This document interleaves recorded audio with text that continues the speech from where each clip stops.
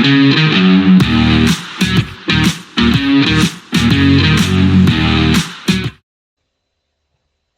welcome back to the Supercoach Nuff channel. In this video we're going to preview round 21 of the 2025 NRL Supercoach season. So before we get too bogged down in what we're doing with my team this week, we'll have a look at the most popular trade outs and trade ins this week. So number one on the trade out list is Keon Koloamatangi. So unfortunately out for the season. He's been a really great buy for us this year. Obviously the dual position eventually worked out. His move to the front row really, increased his work rate and put him in the Supercoach shop window. So a regretful cut. Thanks for your service this year, Keon. Big Tino at number 2, so also injured, but I think he has a chance of returning. Obviously, the Titans might not be in finals contention by then, but I think as the club captain, he will want to try and get back and finish the season strong. So, obviously, if you've got, he's the only one you've got that's injured, you could definitely trade him out. But if you're struggling for trades, here's one you can try and hold, and he might replace another injured player in those last couple of weeks when we're all sort of struggling for numbers. Ryan Pappenhausen at number 3, so still out with the calf, despite the 3 weeks in a row. Yeah, he'll be back next week, so I don't blame anyone for cutting him at this point. Isaiah Iongi broke a hand, I believe. Yep, so he might come back. They may put him on ice for the rest of the year, not too sure, but he's definitely one you can cut. Dylan Lucas, he's been out for a while, so he's probably one you can cut. Val Holmes, what happened to Val Holmes? Shoulder, yep, out for the season. He's gone. Billy Smith injured as well. Oh, just a concussion, so probably a hold. If you've got any of these 6 guys, I'd be trading them before Billy Smith. But I guess as well, he has made 177k, so he's probably done his job. Yeah, break even of 53. Had his breakout game a couple of weeks ago, I think. So, no, fair enough. James Tedesco on the chopping block and Mark Nwanga-Nitawase. So I think this is a hold. They're both playing this week. Sure, they lost a bit of cash, but it's one game. The Storm, haven't been the most convincing of late. So I think, that's definitely ones to consider holding. And Hugo Saval is probably another one I would hold. So he says he's back next week from the wrist. I'm pretty sure he was named in the extended reserve. He might have been able to play this week if they needed him. So I think, here's a hold. Could be, again, a useful number to finish the season. In terms of the trade-ins, so Dylan Edwards at number 1. So probably slightly reactionary to the 170. Obviously, you take the goal kicking off, it's still a big score, so he could replicate it again, but the law of averages suggests that it won't be so intense. But I suppose if you are looking to trade on from a Pappy, I'd say that. I think if you're trading Tedesco, I would suggest that's a sideways trade and a waste of a trade. They can both score very similarly to finish the season. So yeah, it's team dependent. If you're trading Iongi, another one that would be a good trade. After that, it is probably case dependent. Nathan Cleary at number 2, Payne Haas at number 3. So both out of action last week. Obviously, Nath coming in off just a rest, and Payne Haas on the bye. So I think they're both keepers. So if you haven't got them, you can bring them in. Hudson Young at number 4. I do like the Raiders' run to finish the year. And with the injuries, I think, you've probably got the money that you can afford the sort of luxury trade of a Hudson Young. Blake Brayley, very interesting. He's been in great form for the Sharks. And they do have South this week, who just are struggling to find 17 fit players, I think. So I don't hate this as a bit of a pod, but I don't know if it's really pod territory anymore. Well, 10% still pretty good. Add on the how many have traded him in this week, 5,000. So he's pushing up to 15% ownership. So I guess, yeah, if you like the pick and you've got the cash, you could do worse. Zach Lomax, I suppose, as a keeper for the likes of a Val Holmes, Dylan Lucas, makes sense. I think you can bring him in. Olaquatu named back this week. So, again, timely with all the other injuries in the second row. Um, so, yeah, definitely one I'd consider as a bit of a pod, but probably looking at sorting out a couple other positions this week. Pat Carrigan, so obviously a dual position option, can just give you solid scores. So people might be seeing that as a nice sideways move from a Tino, maybe a Kalal Matangi. Um, so it's not the worst move. Taylor May obviously had a good first game, but does play Penrith this week. His old team, maybe up for a big one, but his price won't change for another round. So you can potentially have a second look if he goes big again and it's like, he's going to create a bit of late season value. You could do worse. But again, it depends on your situation, what you're trying to do to finish your team. And Isaiah Yao at number 10, I probably would have had him above Pat Carrigan. Maybe the dual position, a few people are looking at Carrigan a bit more. But we know Isaiah Yeo plays 80 minutes in the middle, solid defensively, has that ability to put people through holes. So, yeah, I'd go Yeo over Carrigan. I do like the upside of an Olakuatu and Young over Yeo.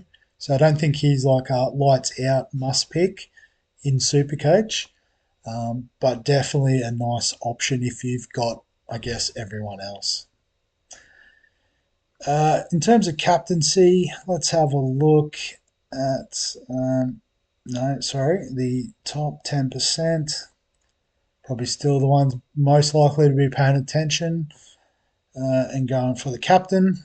So Dylan Edwards, most popular captain. So it was pretty popular last week, but people doubling down on that with the matchup against the Tigers. Um, I think with Cleary back, I wouldn't have him as the number one option. I would actually have Cleary, who's named at number three. But yeah, the good matchup. Obviously, Penrith wanting to build for the finals. There is a possibility of a top four spot still, so they'll definitely not be taking it easy. Nico Hines against, again, a depleted South team. I don't hate this. If I had him in Supercoach, I would seriously consider it, but I don't, so I'm just going to have to look elsewhere. Ruben Garrick, probably a bit of a holdover from last week. I wouldn't be captaining him against the best defence in the competition. Um, James Tedesco, has the ability to go big on any given week. So it's a bit of a pot option, but I can understand it. Terrell May, very set and forget captaincy option. Don't hate it. Jacob Kiraz, I think there was a few more people on last week for that matchup, but Manly are a bit inconsistent. If they have a down week, he could potentially go big. Scotty Drinkwater at number 8. Looks like he's pretty popular VC. I suppose it makes sense against the Dragons up there in North Queensland. I think it's fairly early in the round, so that's definitely VC territory. And then the final two in the top 10, Payne Haas, Jerome Hughes. Payne Haas is a pretty safe captaincy option more often than not, averaging 88 for the year. And Jerome Hughes, is a little bit rocks and diamonds, but, could be a diamond this week off the back of probably what was a bit of a tough week of training under Bellyache. So VC conversation is pretty strongly dominated by Drinky, 44%. Dylan Edwards at 11%. I guess you can, loop those two, or sorry, use the flex to look at those two options. Obviously, Teddy is part of that conversation as well. Payne Haas must play pretty early if he's in the VC conversation. A few people obviously haven't jumped off Herbie yet on the bye this week, myself included. Jerome Hughes, Nathan Cleary, Josiah Karapani, and Reece Walsh against Para. Interesting. I don't know if the defense has been the issue for the Eels. I haven't watched them too closely, if I'm being completely honest, but high risk, high reward might be worth a shout.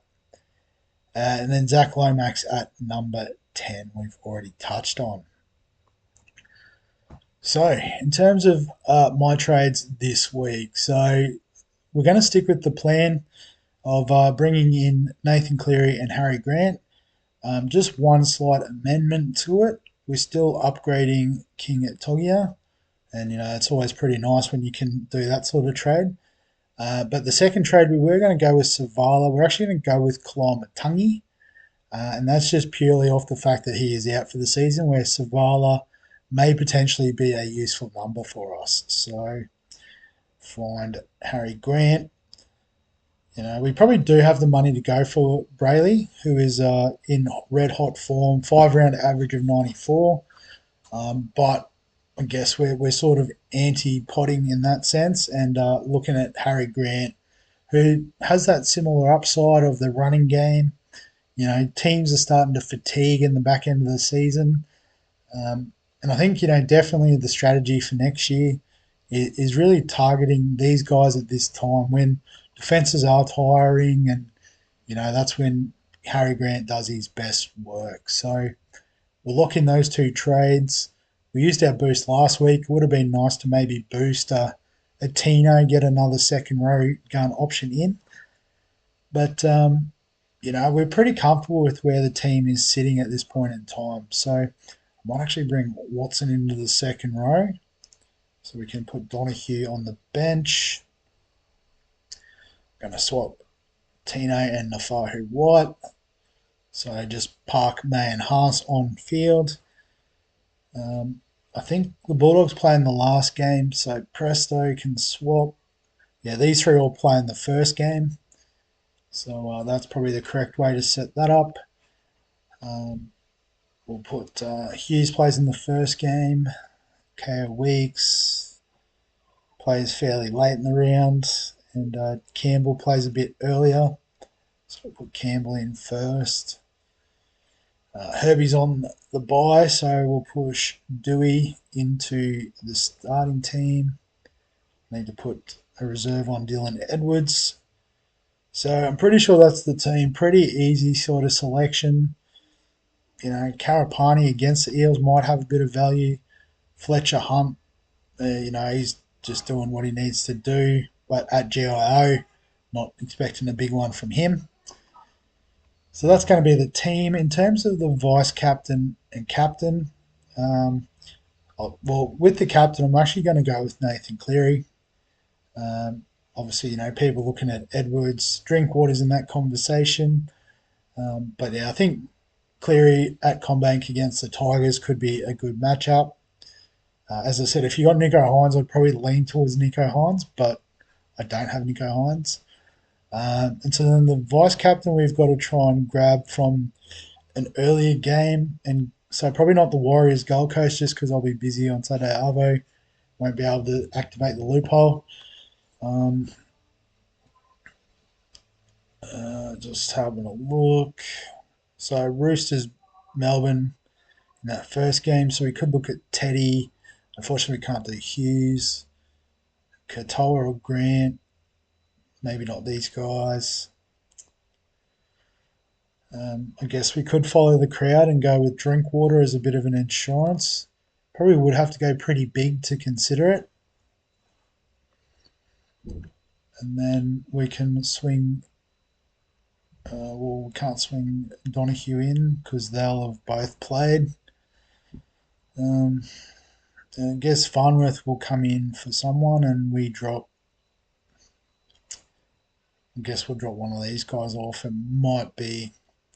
Maybe we'll set it up this way. So if we want to use the loophole, Farnworth will come in for probably Kiraz plays last, so that makes the most sense.